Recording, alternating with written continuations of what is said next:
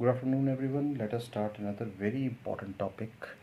Last time हमने किया था प्री पॉलिनेशन डेवलपमेंट और अब हम करेंगे पोस्ट पॉलिनेशन डेवलपमेंट। चलिए हम स्टार्ट करते हैं। पोस्ट पॉलिनेशन डेवलपमेंट क्या है कि पॉलिनेशन के बाद के इवेंट्स। अब पॉलिनेशन अभी हमने पढ़ना है, उसे हम पढ़ेंगे, लेकिन आप जानते हैं कि पॉलिनेशन में क्या होता है कि एक पोलन ग्रेन जो है वो स्टिग्मा ऑफ द फ्लावर के साथ फ्यूज़ कर जाता है और फ्यूज़ करने के बाद वो आगे जो भी इवेंट्स है, fertilization, all those processes are completed. Now pollen pollination, post pollination development क्या है। अब देखिए इसमें होगा क्या। सबसे पहली बात, क्योंकि जब मैंने बात कह दी कि पॉलिनेशन के बाद वाली बातें हैं, तो पॉलिनेशन के वक्त क्या होता है, सबसे इम्पॉर्टेंट चीज़ पॉलिनेशन के वक्त एक काम बड़ा इंपॉर्टेंट होता है, वो है पोलन पिस्टिल इंटरैक्शन। अब यहाँ क्या होता है कि पोलन पिस्टल इंटरैक्शन, यानी फीमेल पार्ट और मेल पोलन ग्रेन जो है, मेल गैमेटोफाइट है, उसके बीच में एक इंटरैक्शन होती है। अब इंटरैक्शन क्या होगी भाई? इंटरैक्शन यही होगी कि भाई जो भी पोलन आएगा, जो भी पोलन स्टिग्मा के ऊपर गिरेगा, सपोज ये पोलन आपको दिखाई दे रहा है, और अगर ये इस स्टिग्मा के ऊपर गिरता है ना, अगर ये इसके ऊपर गिरता है तो इसकी पॉलिनेशन कब होगी? जब ये दोनों आपस में क्या होंगे, कंपेटिबल होंगे, यानी दोनों सेम स्पीशीज के होंगे। अगर ये डिफरेंट स्पीशीज के होंगे तो कभी भी पॉलिनेशन नहीं होगी। तो ये याद रखना है, पोलन पेस्टल इंटरेक्शन जो है ये भी एक बहुत इंपॉर्टेंट मैकेनिज्म होता है। अंडरस्टूड। अब यहाँ क्या होता है कि सबसे इम्पोर्टेंट चीज़ के एक और चीज़ बड़ी ख़ास है यहाँ पर कि इन्वायरमेंटल फेवरेबल कंडीशंस होनी चाहिए। यानी यहाँ पर एक बड़ी इंपॉर्टेंट चीज़ है, फिर से मैं लिख देता हूँ, पॉइंट हाँ लिखना बड़ा ज़रूरी है। फेवरेबल कंडीशंस होनी चाहिए इन सभी कामों के लिए। अब जब सपोज ये पोलन यहाँ गिर गया और आपको पता है कि 60% ऑफ द पोलन्स हम यहाँ अगर आप देख रहे हैं कि they are shed at two celled stage. अब टू सेल्ड स्टेज पे आपको यहाँ जो दिखाई दे रहा है पोलन के ऊपर, जो सबसे बड़ा एक मैकेनिज्म है वो ये है कि जब दो सेल्ड स्टेज पर ये यहाँ गिरता है तो सबसे पहली बात है कि ये आपस में इंटरेक्ट करते हैं, और इंटरेक्ट कैसे करते हैं? By secreting certain substances. अब यहाँ से क्या होता है कि ये जो स्टिग्मा पार्ट है, ये हम इसको लिख देते हैं कि ये स्टिग्मा पार्ट है अपर। ये स्टिग्मा पार्ट क्या करता है? ये कुछ सब्सटेंसेस रिलीज करता है, कुछ न्यूट्रिएंट मटेरियल्स रिलीज करता है, और वो न्यूट्रिएंट मटेरियल किस फॉर्म में होते हैं? The water and nutrients. Naturally अलग अलग होंगे, वाटर और न्यूट्रिएंट्स होंगे। अब वो वाटर और न्यूट्रिएंट्स कहाँ जाते हैं? They enter through germ pores. मैं थोड़ा सा लेबल भी साथ साथ करते जाता हूँ। इन जर्म पोर्स के through, these are the germ pores, इन जर्म पोर्स और जर्म फरोस के थ्रू इन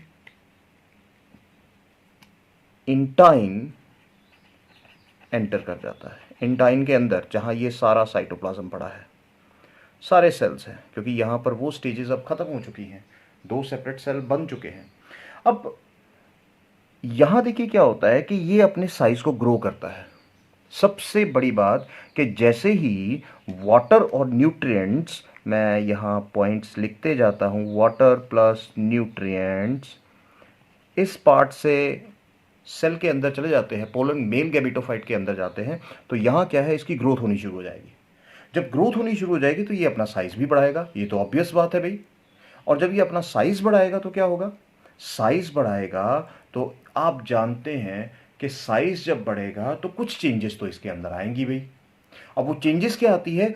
इंटाइन जो है वो कहीं ना कहीं से जब उसके ऊपर प्रेशर पड़ेगा तो वो इन जर्म फरोज में से या जर्म पोर्स में से बाहर निकलने की कोशिश करेगी। यानी नेचुरली जब वो प्रेशर डालेगी, ये वॉल्स जो हैं ये इन वॉल्स के ऊपर प्रेशर डालेंगी, तो व्हाट विल हैपन?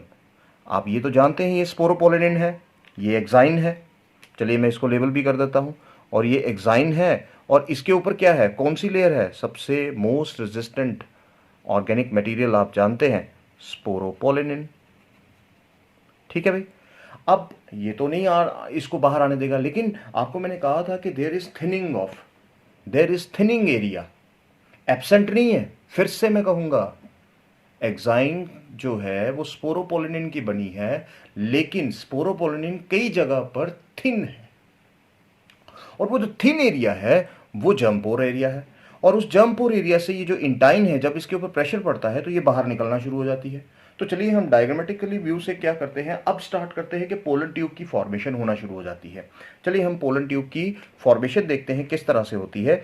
चलिए हम इस पोलन ग्राउंड को लेते हैं, एक दिस इज ए डायग्राम, और हम एक इधर बी डायग्राम ले लेते हैं कि यहाँ क्या होगा कि ये हमारे पास आ गई सबसे बाहर वाली आप लेयर देख रहे हैं which is known as the exine.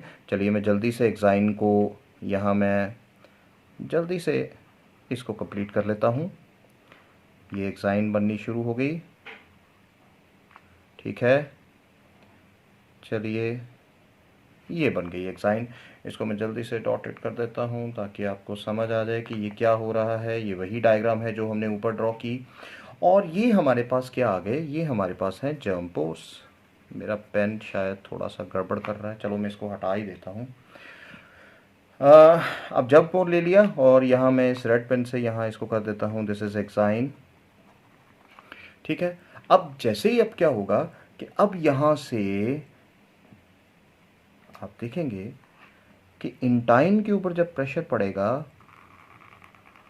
तो वो कहीं ना कहीं से निकलने की कोशिश करेगी।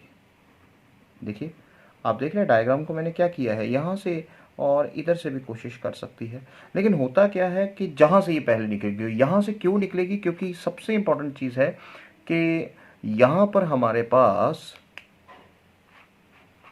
अगर हम सबसे पहले जिसकी एंट्री होगी यहाँ, क्योंकि हैवी सेल है, हैवी सेल कौन सा है, ये हमारा, और ये सेल कौन सा है अभी हमने ऊपर डायग्राम में नहीं लेबल किया पर यहाँ लेबल कर लेते हैं, दिस इज वेजिटेटिव और ट्यूब सेल। और ये वेजिटेटिव और ट्यूब सेल क्या करता है कि इस पोलन ट्यूब में से सबसे पहले निकलना शुरू हो जाता है। ये देखिए ये पोलन ट्यूब यहाँ से अब बननी शुरू हो गई। अब मैं एक काम करता हूँ कि आपको ये अच्छी तरह से शो करने के लिए, ये देखिए मैं थोड़ा सा इसको ऊपर कर लेता हूँ, और यहाँ देखिए क्या हो रहा है, ये वही हमारी स्टिग्मा एरिया है, यहाँ से पोलन ट्यूब अब बननी शुरू हो गई। अब ये कैसे यहाँ एंट्री कर गई, अब सबसे इंपॉर्टेंट चीज़ है ये स्टिग्मा की यहाँ टिश्यू भी तो होगा। देखिए सबसे इंपॉर्टेंट चीज़ है यहाँ पर भी तो सेल्स होंगे, एपिडर्मल सेल्स होंगे या टिश्यूज होंगे, अलग अलग सेल्स होंगे, देखिए यहाँ भी होंगे। तो इसने इसको हाइड्रोलाइज कैसे कर दिया, इसको कैसे तोड़ दिया, क्योंकि ये जो इंटाइन होती है इसके पास क्या है, इसकी टिप के ऊपर वहाँ पर क्या है, कुछ एंजाइम्स प्रेजेंट होते हैं। और वो एंजाइम्स क्या होते हैं, चलिए मैं इसको कर दूं कि this is pollen tube formation start हो गई। और पोलन ट्यूब फॉर्मेशन में यहाँ क्या है कि इसके टिप पर, एट द टिप प्रेजेंट, क्या प्रेजेंट है, प्रेजेंट पेक्टिनेसेस, एक बहुत ही important enzyme, and other hydrolytic enzymes. और ये एंजाइम्स क्या करते हैं कि टिश्यू को हाइड्रोलाइज करते हैं, और हाइड्रोलाइज करने के साथ साथ क्या होता है कि ये पोलन ट्यूब जो है इसके टिप जो है वो एंटर कर जाती है। अभी मैं टिप नहीं बना रहा हूँ, रीज़न ये है कि थोड़ा सा मैंने और नीचे आ रहा है, इसकी ग्रोथ भी हमने दिखानी है। तो ये अपनी ग्रोथ करते हुए, इसको हाइड्रोलाइज करते हुए, स्टिग्मा को, टिश्यू को हाइड्रोलाइज करते हुए ये इस स्टाइल के अंदर एंटर कर जाती है। Now this portion is style portion, आप जानते हैं स्टिग्मा, स्टाइल एंड ओवरी, तो ये स्टाइल पोर्शन में एंटर कर गई। अब ये जो टिप है ये ग्रो करती जाएगी, टिप ग्रो करती जाएगी, बस से यहीं तक लेता हूँ मैं आपको ये शो करने के लिए। ये ग्रो कर रही है, आगे भी ग्रो करेगी, ओव्यूल तक जाएगी नेचुरली, लेकिन हम यहाँ तक की आज करेंगे क्योंकि ये बड़ा इंपॉर्टेंट पार्ट है। अब अल्टीमेटली क्या होता है कि यहाँ पर सबसे पहले ये वाला सेल जो वेजिटेटिव सेल है ये सबसे पहले इसमें एंटर होता है। अब ये पोलन ट्यूब की जो ग्रोथ हो रही है इसमें और भी काम होता है। वो काम कौन रोल प्ले करता है, ये हमारे स्टाइल के टिश्यू, जो स्टाइलर टिश्यू है ये भी क्या करता है, ये कुछ लाइपिड्स की सक्रीशन करता है। और ये लाइपिड्स क्या करते हैं, ये लाइपिड्स इस पोलन ट्यूब की ग्रोथ में हेल्प करते हैं, इसको बढ़ने में हेल्प करते हैं। तो ये चीज़ बड़ी इंपॉर्टेंट है भाई, ये याद रखिएगा। तो इसका मतलब स्टाइल भी हेल्प करती है। अब स्टाइल अलग अलग तरह की होती है, इसके बारे में हम बाद में देखेंगे फर्टिलाइजेशन प्रोसेस के वक्त, जब पोलर ट्यूब की ग्रोथ कैसे कैसे जाता है, कौन कौन से अट्रैक्टेंट्स होते हैं, कौन कौन सी प्रोटीन्स सिक्रीट होती हैं, वो सारा काम हम बाद में देखेंगे। अभी हमने सिर्फ ये देखना है कि पोलर ट्यूब बनती कैसे है। अब उसके बाद क्या होता है देखिए, अब सबसे पहले जैसे मैंने कहा कि अब इसकी ग्रोथ में कौन रिस्पॉन्सिबल है, लाइपिड्स भी ग्रोथ है, और ये अंदर जा रहा है ड्यू टू हाइड्रोलिटिक एंजाइम्स। हमने ये रिवाइज कर लिया। अब सबसे पहले मैंने बार बार बोल रहा हूं कि कौन सा सेल जाएगा अंदर, which cell, it is the vegetative cell which enters first. ये वेजिटेटिव सेल जो है इसके अंदर एंटर कर गया। अंडरस्टूड। तो ये जो सेल था ये कहाँ एंटर कर गया, आप देखिए सबसे पहले अगर मैं इसको यहाँ से एरो से दिखाता हूँ, क्योंकि इसके अंदर कुछ, ये सबसे पहले यहाँ अंदर आ गया, सबसे पहले नीचे गिरा। अब उसके बाद क्या होगा, अब उसके बाद यहाँ पर एक बड़ी अच्छी, एक बहुत ही इंपॉर्टेंट रोल आपने प्ले करना है। वो किन का रोल है यहाँ पर कुछ क्योंकि जो मैक्सिमम जो साइटोप्लाज्म है इसका, खास तौर पे इस वेजिटेटिव सेल का साइटोप्लाज्म है, वो सारे का सारा कहाँ आ जाता है, एट द टिप। ये बड़ी इंपॉर्टेंट चीज़ है, ये बड़ा नीट का एक बड़ा ही इंपॉर्टेंट पार्ट है। ये समझने वाली बात है कि वो जो, क्योंकि नेचुरली वेजिटेटिव सेल बहुत बड़ा होता है, तो वेजिटेटिव सेल बड़ा होने के कारण उसके पास साइटोप्लाज्मिक कंटेंट भी ज़्यादा होगा, उसके पास प्रोटीन्स भी ज़्यादा होंगी, उसके पास लाइपिड्स भी ज़्यादा होंगे, उसके पास रिजर्व फूड मटेरियल भी ज़्यादा होगा। तो वो सारा साइटोप्लाज्मिक कंटेंट जो है वो कहाँ आ जाता है, it enters into eight the tip of the pollen tube. यहाँ आ गया, यहाँ कॉन्सेंट्रेट हो जाता है। अब कुछ हद तक यहाँ भी रहता है, देखिए मैं इसको कर रहा हूँ, लेकिन यहाँ क्या होता है, बहुत कम। रीजन ये होता है, there is the formation of certain vacuolated areas. ये देखिए कुछ वैक्यूलेटेड एरियाज यहाँ बन जाते हैं। These vacuolated areas are known as, हम इन्हें क्या कहते हैं, these vacuolated areas are known as, मैं इस साइड करूंगा इसको, कैलोस प्लग्स। ये कैलोस प्लग्स बड़े इंपॉर्टेंट है। ये कैलोस प्लग्स इसलिए इंपॉर्टेंट है, एक तो ये सेपरेशन कर देते हैं किसकी, क्योंकि इसके बाद यहां देखिए क्या होगा, आप देख रहे हैं, this is the tube cell, और sorry this is the generative cell, not tube cell, it is the, मैं यहां काट ही देता हूं, दिस इज जनरेटिव सेल। ठीक है। अब ये जो जनरेटिव सेल है, ये जनरेटिव सेल, क्यों इसको जनरेटिव सेल कहते हैं, क्योंकि ये आगे जाकर मेल गैमीट्स बनाएगा, स्पर्म बनाएगा, और देयर इज माइटोसिस। अब आगे यहाँ क्या होगी, माइटोसिस। तो जब माइटोसिस होती है तो what happens, there is the formation of the two male gametes from a single generative cell, small cell. और इन जनरेटिव सेल के चारों तरफ क्या होता है, एक अलग से इसकी प्लाज्मा मेम्ब्रेन बन जाती है, अलग से इसका साइटोप्लाज्म है, अलग से इसका न्यूक्लियस है, हैप्लॉइड। देखिए सारी चीजें इसकी अलग अलग है। Let me write down a point कि जनरेटिव सेल वो किस में होता है, माइटोसिस होगी and forms two male gametes. ठीक है भाई, एवरीबॉडी क्लियर। अब ये जो टू मेल गैमेट्स हैं, इनके पास क्या है, ये दो मेल गैमेट्स जो बने, इनके पास अपनी प्लाज्मा लेमा है, they have their own plasma lemma, इनके पास अपना साइटोप्लाज्म है और अपना न्यूक्लियस है, एंड मोस्ट इंपॉर्टेंट आप ये जानते हैं, they are haploid, they are haploid. अब ये क्या है, दीज आर हैप्लॉइड, हम यहां लिख लेते हैं मेल गैमेट्स, जो आगे जाके डबल फर्टिलाइजेशन करेंगे, आगे जाके क्या करेंगे, डबल फर्टिलाइजेशन करेंगे।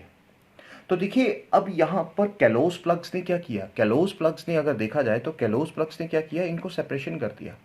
अब यहां पर ये जो है, दिस इज एक क्वेश्चन नीट पे बड़ा इंपॉर्टेंट आता है, how many cells are present in mature male gametophyte. आपको ये तो पता है पोलन ग्रेन जो है it is the male gametophyte, और मेल गैमेटोफाइट में उस वक्त क्या होता है, there is two celled stage, एक जनरेटिव, एक जनरेटिव और दूसरा वेजिटेटिव और ट्यूब सेल, दो सेल्ड है। लेकिन जब हम कहते हैं मैच्योर मेल गैमेटोफाइट, तो ये याद रखिएगा, it consist of two male gametes and a degenerative tube cell. ये याद रखिएगा मेरी बात, मैं फिर से रिपीट करता हूं, the mature male gametophyte consists of two male gametes, haploid male gametes, and one degenerative tube cell. तो मैं इसको लेबल कर देता हूं ट्यूब सेल। ये बाद में जनरेट हो जाए, डीजनरेट होना शुरू हो जाता है। तो देखिए अब यहाँ पर कैलोस प्लग्स की हम बात कर रहे थे, तो कैलोस प्लग्स क्या करते हैं, एक तो सेपरेशन कर देते हैं, एक अगर देखें तो जितना भी साइटोप्लाज्मिक कंटेंट है वो कहाँ आ गया, एट द टिप, इसको यहाँ पर ही कंजर्वेट कर देते हैं। दूसरी चीज़ यह करते हैं कि ये पोलन ट्यूब को कैलोस प्लग्स जो हैं वो कोलैप्स नहीं होने देते हैं। क्योंकि कई बार क्या होता है, देखिए हम आगे पढ़ेंगे कि कई बार क्या होता है, स्टाइल जो है वो सॉलिड होगी, तो उसमें क्या होता है, जब सॉलिड होगी अंदर से ये सॉलिड होगी तो क्या होगा, इसको टिश्यू को हाइड्रोलाइज करते करते जाना पड़ेगा, और वहाँ क्या होता है, साइडों पर सेल जो है वो इसके ऊपर प्रेशर डालते हैं, तो पोलन ट्यूब जो है वो कोलैप्स हो सकती है। तो ये जो कैलोस प्लग्स हैं, they prevent the collapsing of the pollen tube if the condition is, if the style is solid. ये बहुत ही इंपॉर्टेंट नीट कॉन्सेप्ट है। मैं फिर से कहूंगा, नीट कॉन्सेप्ट्स को जितने भी मैं बोल रहा हूं ये याद रखिए। अंडरस्टूड? ये बहुत ही इंपॉर्टेंट है। अब एक एक एक एक बहुत ही इंपॉर्टेंट एस्पेक्ट जो मैं यहां आपको बताना चाहता हूं कि पोलन ट्यूब की जो ग्रोथ का रेट है वो कितना है, मैं यहीं लिख देता हूं, it is 1 centimetre per hour. Pollen tube जो है 1 सेंटीमीटर पर आवर पे ग्रो करती है। तो हमने ये सारी बातें की कि मैच्योर गैमेटोफाइट क्या होता है और बाकी चीज़ें क्या होती हैं, और यहाँ याद रखिए कि मोस्टली यहाँ क्या है, ये सिंगल पोलन ट्यूब बनती है, पर ऐसा नहीं है कि सिंगल पोलन ट्यूब ही बनेगी। देखिए मोस्टली क्या है कि मैं यहाँ लिख देता हूँ कि दे आर मोनोसाइफोनस। मोनोसाइफोनस होते हैं जिनमें एक ही पोलन ट्यूब बनती है, लेकिन कई बार पॉलीसाइफोनस भी होते हैं।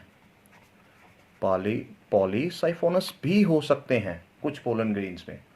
अब वो क्या होता है कि there are certain families like malvaceae, malvaceae family है, कुकुरबिटेसी फैमिली है जिसमें लुफा प्लांट आता है। तो ये जो दो हैं इनमें क्या है कि there are multiple pollen tubes are formed, और at least 14 pollen tubes are formed in luffa. ये बहुत ही इंपॉर्टेंट कंसेप्ट है, और ये लुफा किसका है, कुकुरबिटेसी फैमिली का है। तो ये चीज़ आपने, ये कुछ पॉइंट्स आपने नीट के लिए, कॉन्सेप्ट के लिए याद रखने हैं। अब कुछ क्वेश्चंस जो नीट में पूछे जा चुके हैं, नीट 2016 का एक बड़ा ही इंपॉर्टेंट क्वेश्चन था, let me show you.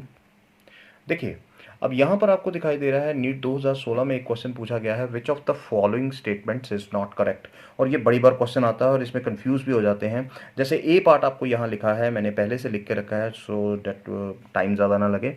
Insects date consume pollen और nectar naturally without bringing about pollination. अब पॉलिनेशन नहीं लाते हैं और वो कंज्यूम करते हैं, पोलन और नेक्टर करते हैं, उनको हम क्या कहते हैं, पोलन रॉबर्स कहते हैं। तो ये बिल्कुल सही है। अगर देखा जाए पोलन जर्मिनेशन और पोलन ट्यूब की ग्रोथ जो है are regulated by chemical components of the pollen interacting with those of the pistil. अब नेचुरली हमने कहा पोलन पिस्टल इंटरेक्शन होती है तो वहां पर केमिकल अट्रैक्टेंट्स भी सिक्रीट होते हैं, जैसे सिनर्जिड्स भी करते हैं। There are lure peptides. देखिए मैं एक और चीज़ लिखने वाला हूँ, ल्यूर पेप्टाइड्स जो सिनर्जिड्स सिक्रीट करते हैं। ये हम जब फर्टिलाइजेशन आएगी तो तब इसकी बात करेंगे। तो ल्यूर पेप्टाइड्स वो जो अट्रैक्टेंट्स होते हैं जिससे पोलन ट्यूब की डायरेक्शन तय की जाती है, वो किस डायरेक्शन से जाएगा, तो ये भी बिल्कुल सही है। दूसरी चीज़, some reptiles have also been reported as pollinator, we know that very clear. और last option which is not correct, pollen grains of many species can germinate on the stigma of a flower, but only one pollen tube of the same species grows into the style.